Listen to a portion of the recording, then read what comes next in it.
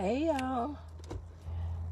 Good evening. Let's see who is on Facebook this evening. Let me see.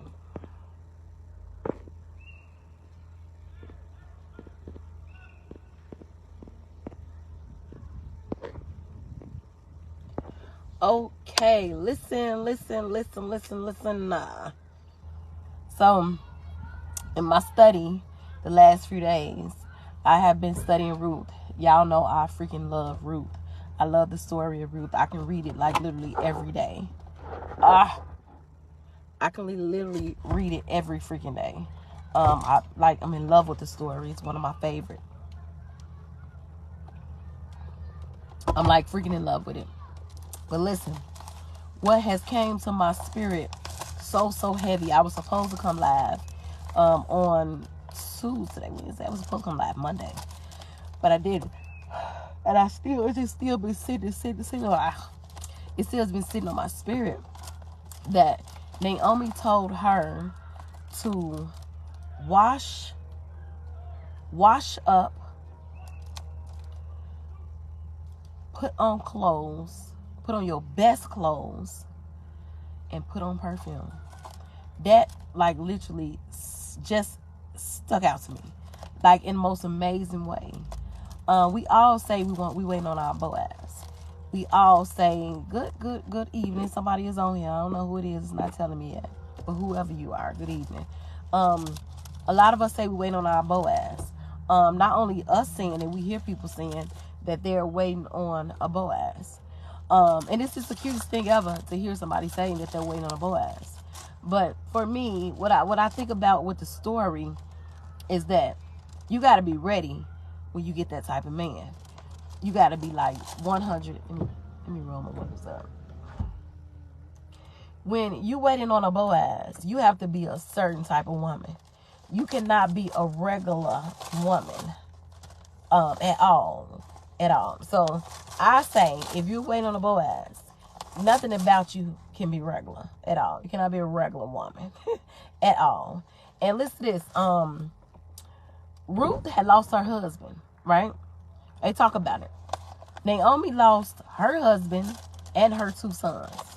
So think about this also.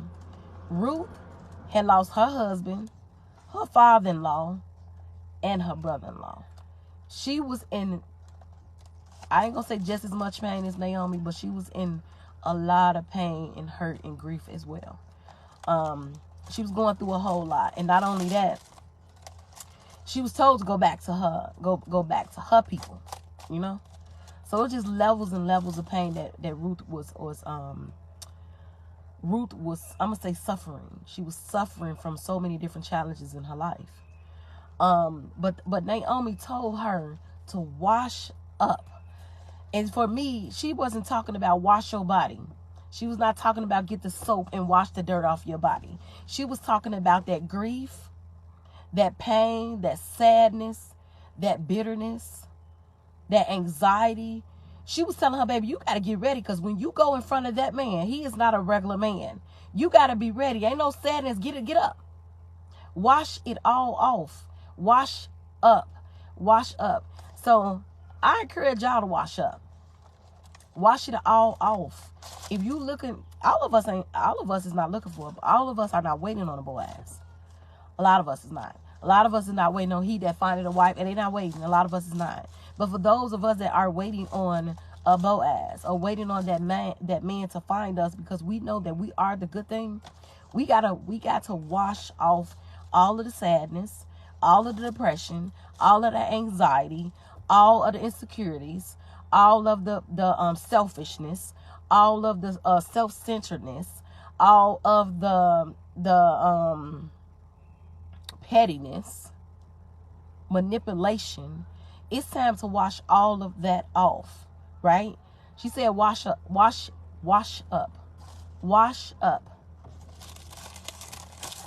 I wrote notes. She said take a bath. So many different translations I read, but this one said take a bath. She told her to take a bath. Wash all of it off. Let it go, right? Wash all the unforgiveness off from your past. All of the envy. All of the hurt. A lot of hurt too. Lots of it.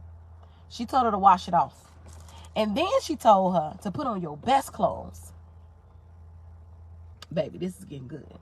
She told her to wash all of your past off you and put on your best clothes. You know, like we all got that one bra we put on when we really trying to, you know what I'm saying, we want them to sit up right, about to go outside, put on our good clothes. She told her put on the good clothes. And she told her to put on perfume. Now, we know perfume smells good. Some perfume you can smell before you even get to the person. But in my mind, I felt like she was not only telling her to put on perfume, put on some hope, put on some joy, put on some restoration, put on some forgiveness, baby. Especially hope. Hope. Put on some hope. So when that man see you, he don't get that energy of all that past pain you had. He has a whole nother energy. He has a whole nother energy that you is bringing to the table. And joy is the best one to bring to the table, I'm telling you, and that's different from happiness to me, because happiness needs to be maintained. Joy is just what's given to you, and it's everlasting, right? So it's 3 sides to it. Take off, wash off all the things that's been a hindrance in your life. Put on your best clothes. Find your best scripture and stand on it, period. And put on some hope for a better future. That's what I got out of that. For real. That's what I got out of it. It's time to take off, wash off, get out of the old energy that we've been on in our past. Especially the unforgiveness. We have so much unforgiveness in our hearts, y'all. It's just, listen. The unforgiveness is hindering us from going and doing what we want to do with our life. And not only that, doing what God created us to do. The unforgiveness, a lot of us women is just mad.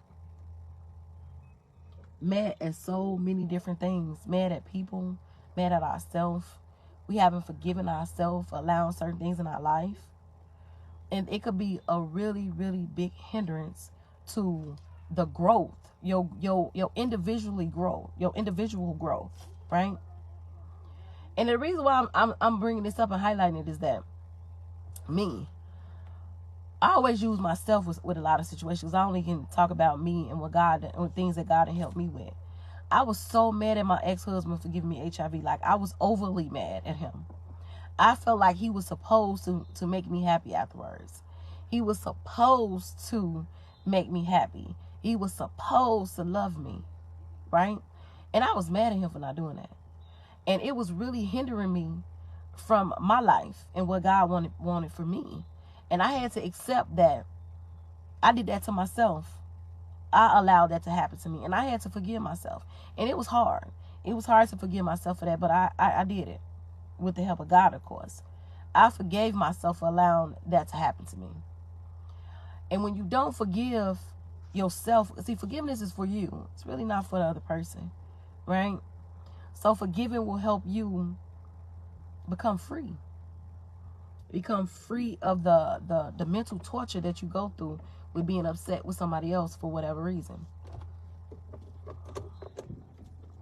But that's really all I wanted to say today is to share that verse. And I did not write the verse down, so when we come out of here, I have to put it in the comments. But Naomi told Ruth to take a bath, wash up, wash off. And when I read it, it stuck to my spirit, because us as women, we hold so much in. We have so much going on. We suppress so much. And when she told her to go and wash up, I really truly don't believe that she only was. If we're looking at it in a spiritual perspective, she wasn't only talking about wash off the dirt of her body or to get clean. She wasn't only talking about that. She was talking about her things she was going through intimately. The hurt, the pain, the anxiety, the maybe loss of hope, loss of drive, loss of dedication, It was so many things that Ruth could have been going through with all the loss and the grief that she was going through.